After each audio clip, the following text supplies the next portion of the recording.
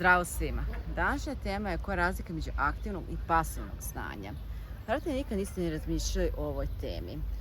Generalno, pasivno znanje je ono sve što vi znate. Zato je dio osjećaj kad nešto gledate i slušate na engleskom jeziku i mislite, ja ovo sve znam, ja na engleskom mogu bilo šta. I pogotovo se ovaj lažan osjećaj javlja kad mesecima ili godinama niste koristili jezik, a opet ga konzumirate kroz medije, kroz vesti, kroz različite informacije koje dobijate, kroz mail korespondenciju i onda vi mislite, ja to znam, meni je 3 časovi.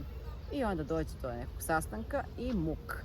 Veći deo stvari vi ne možete što da kažete. I sve što ste naučili na neki način pada u vodu, jer to znanje u tom trenutku nije u vašoj glavi i ne znate kako da ga aktivirate i da ga primenite. To se zove pasivno znanje. Aktivno znanje je ono sve što u svakom trenutku vi na engleskom jeziku možete da kažete vašem sagovorniku, bilo u usmenoj ili u pisanoj formi, pre svega u usmenoj formi. Toga ja kažem da komunikacija je ključ. Zato sa mojim časovima 70-80% vremena radi na speakingu. Od ovakve situacije ne bi došlo. Jer razmislite logično, vi zaista možete kroz gramatiku, kroz čitanje, kroz slušanje, kroz pisanje, koje je sasvim pasivno, znači bez konverzacije, bez ikakve debate, stavate govor. Pa naravno da ne, zato što je govor druga veština. Ovo su isto jako bitne veštine i njih ćemo razvijeti na času, ali nećemo zanemariti govor.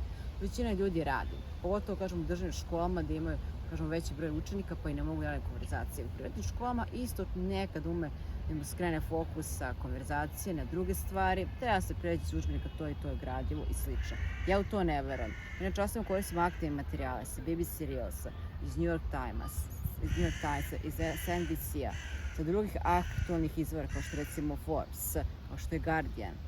Koristimo zaista jezik koji se koristi i tako ćemo aktivirati vaše znanje. I nećemo provesti jedan čas čitajući jedan tekst, prošli ćemo jedan paragraf, diskutovat ćemo na osnovu njega, napravit ćemo celu debatu na tu temu. Na taj način ćemo savladati ono što treba da se savlada. Pravimo slušanje, ja vas neću pitati samo prepričati ono što ste čuli, nego tačno koju frazu, koji izraz se čovjek upotrebio. Radimo kratki videoklipu u trajanju do 10 minuta.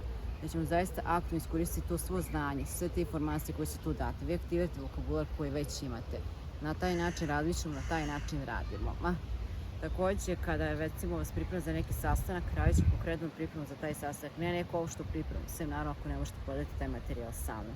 Tako da aktivno znanje je stvari ono što znate. Pasivno znanje je ono sve što je handy, može biti korisno, ali trenutno kada treba se primjeri nije baš korisno.